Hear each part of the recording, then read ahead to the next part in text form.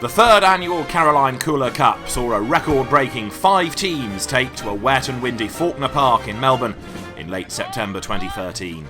The round-robin football tournament saw the reigning champs Frankston Dees, joined by the South Yarra Arcadians, the Highett Howarths, the Carlton Cocks, and new team, the Carnegie Crabs.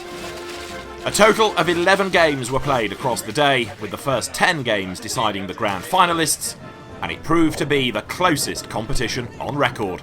The first game was between the 2011 champs South Yarra and last year's runners-up Colton. Both teams were considered pre-tournament favourites, but the slippery conditions would make for a low-scoring affair.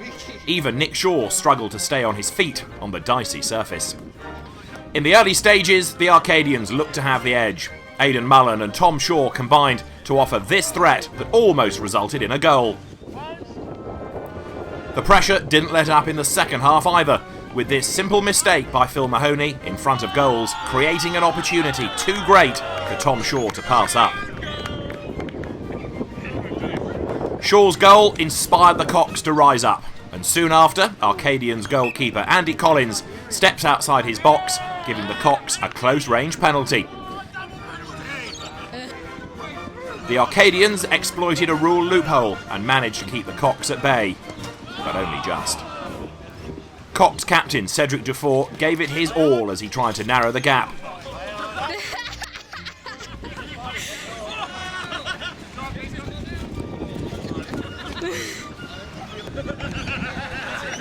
The Frenchman had a number of opportunities to level the score, as did Mahoney, but the Arcadians were good enough to hold them at bay and take an important victory.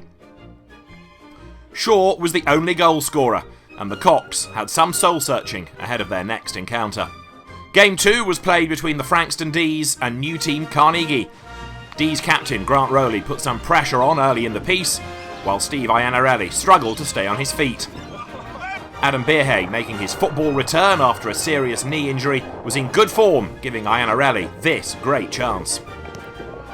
Dees' young stalwart Tim Gibson, a prolific Cooler Cup goalscorer, almost broke the deadlock, but a great save from Richard Harris kept the game goalless and gave each team an important point in the tournament ladder.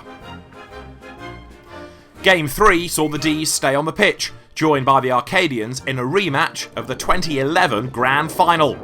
Adam Rowley used his strength in the opening salvos, but came up short, as did Tom Shaw, who probably should have put this one in the back of the net.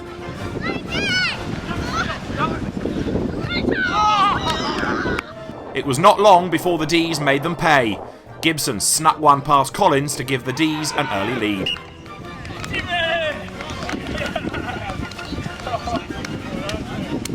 That lead was doubled soon after, when a Gibson miskick landed at the toes of Adam Rowley, who made no mistake. It was his first Cooler Cup goal, and Big Rowley was overjoyed. In true Arcadian style, they would not lay down.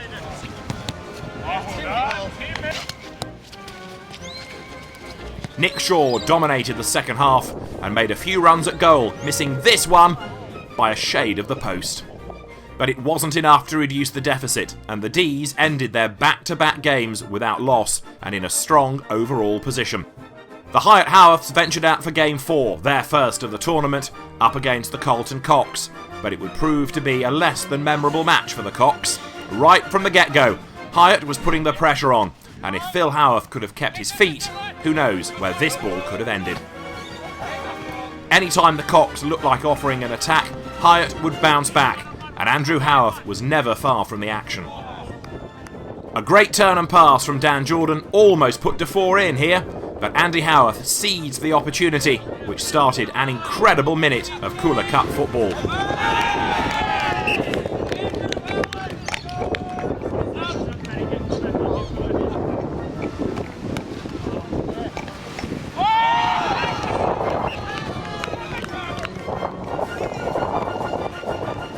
Andrew would go on to score 3 fabulous goals in less than 60 seconds of the first half. It's a tournament record that will be hard to beat.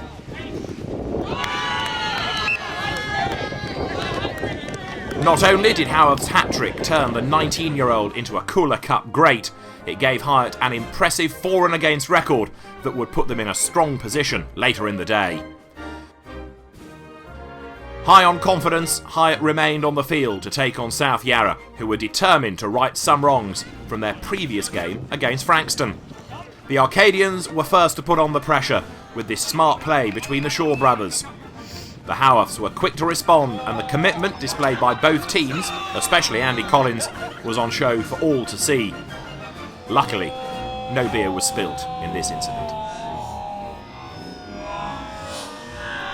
Again, the Shaw brothers proved their Cooler Cup prowess. Nick passed it to Tom, who weaved his way past Callum Howarth to score this great goal and give the Arcadians the early edge. But it didn't take long for the Howarths to even up the ledger. Callum guided the ball to Pat, who got enough on it to get past Nick Shaw. In 3 attempts, it was Pat Howarth's first Cooler Cup goal.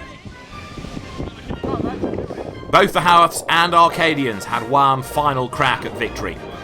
Pat put it all on the line, while John Raimondo and Collins linked up to almost create a remarkable win. But it wasn't to be. A 1-1 draw put both teams at the top of the leaderboard, only separated by goal difference. The Cocks and the Crabs were next up. The Crabs were looking for their first win, while the Cocks were fighting for survival, having lost their first 2 matches. Dan Jordan tried this tricky right foot flick to no avail before Andre Barillo created a golden opportunity for Dufour in the goal mouth.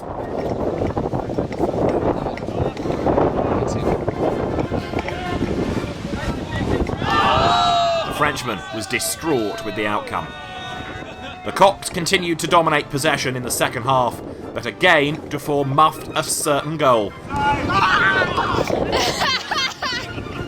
But at least he was entertaining. All of Dufour's acrobatics were for naught though, when Crabs player Owen Black booted his maiden Cooler Cup goal.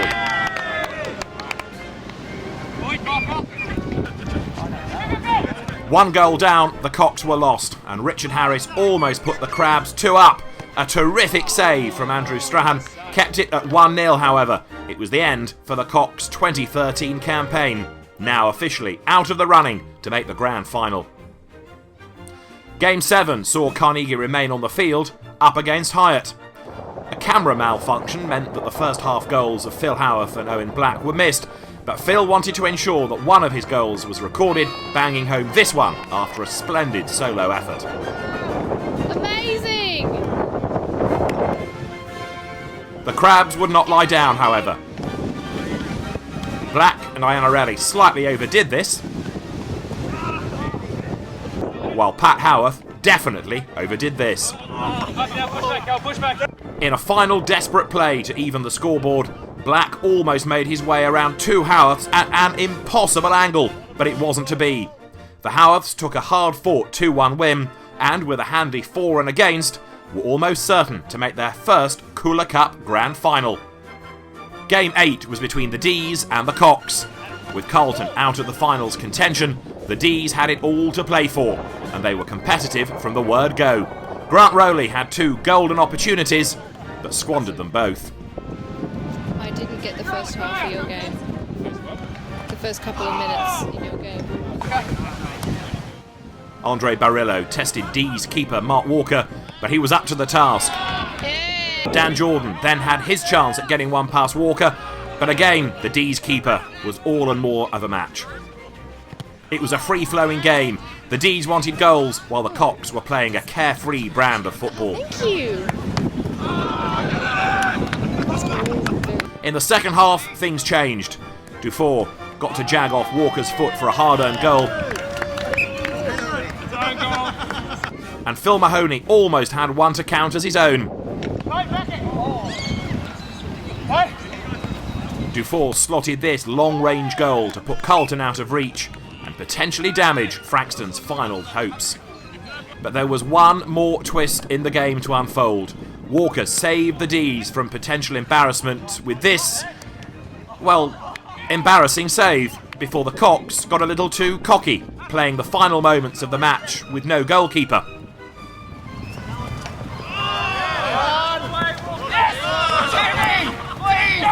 Tim Gibson capitalised with an opportunistic goal, reducing the deficit to 1. no! On the siren. This was an important goal for the men from Frankston, who remained in second place, but would need a favourable result in Game 9 to be played between South Yarra and Carnegie. The Arcadians started with a flurry. Mullen gave this handy ball to Tom Shaw, who had 2 attempts, but both were defended well by Harris. Then the other Shaw brother, Nick, was in on the action, but his chip over the top approach landed no result. The Crabs tried hard at the start of the second half, but the Arcadians were a match for everything they had. Harris again kept the Crabs' finals hopes alive. It wasn't long, however, until the Arcadians got the goal they were after. It was this accidental handball by Tom Shaw that could have been the moment that clipped the Crabs' claws.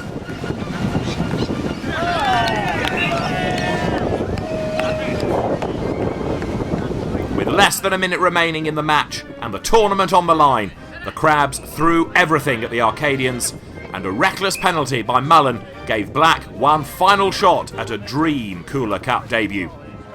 And it was a chance that the Irishman would not let pass him by. 15 seconds. So the result was 1-1, and for South Yarra their day was done. But for Carnegie, it put them on the brink of a grand final appearance. To make the final, Carnegie would need Hyatt to defeat Frankston in the final round-robin match. Frankston needed a win or draw to book their ticket. Frankston was on top in the early stages, putting on lots of pressure.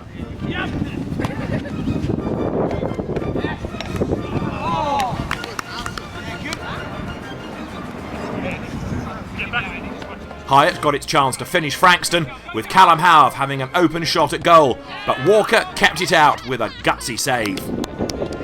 There was plenty at stake for these teams, and you could see the pressure bubbling. Adam Rowley only needed this one to go an inch either side of Matt Howarth's legs to be a goal, but there was no result to be had. Neither the Dees or the Howarths could get one past the keeper, meaning that the Dees had done enough to take second place and would face off against the Howarths in the grand final. If the local ranger had her way, no one would be drinking from the cup. For the second year in a row, the tournament was almost stopped due to the authorities, but thankfully, common sense prevailed and the grand final was played. Unfortunately, the conditions deteriorated, with heavy rain and wind making life uncomfortable for players and spectators. But that didn't faze Phil Howarth, who bagged this early goal to give Hyatt the early ascendancy.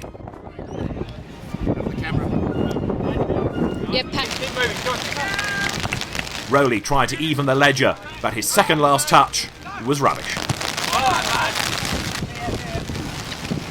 The rain continued to pelt down, and Phil Howarth made Rowley and the Dees pay with this long-range rocket, putting the game, seemingly, beyond doubt. Nothing happened for those few seconds. These boys all need to have a shower. These boys all need to get a laugh. The Dees didn't give up though. Grant made a break, shoved Pat out of the way, and set up Adam Rowley, but he couldn't cash in. 10 times too long. Again, the Howarths made the Dees accountable. Callum palmed one off to Phil, who scored his third for the game, and in doing so, wrapping up the 2013 Caroline Cooler Cup. Celebration! Yeah, good job. Run for an umbrella. Nah, that was a good idea. Crab. The rest of the game was relatively routine, except for this late controversy that saw the ball cross the goal line. It should have been 4-0 and 4 goals for Phil, but the referee didn't pay it.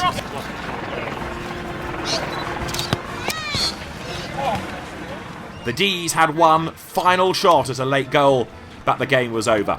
The Highett Howarths were victorious in a 3-0 trouncing. Phil Howarth scored all 3 grand final goals, helping him become the highest goal scorer for 2013, edging out his brother Andrew, Tom Shaw and Owen Black, who all bagged 3 apiece. In the all-time goal scorers, Tom Shaw remained at the top with a staggering 14 goals, ahead of Cox captain Cedric Dufour and Dees playmaker Tim Gibson. But no one could deny the Howarths the title.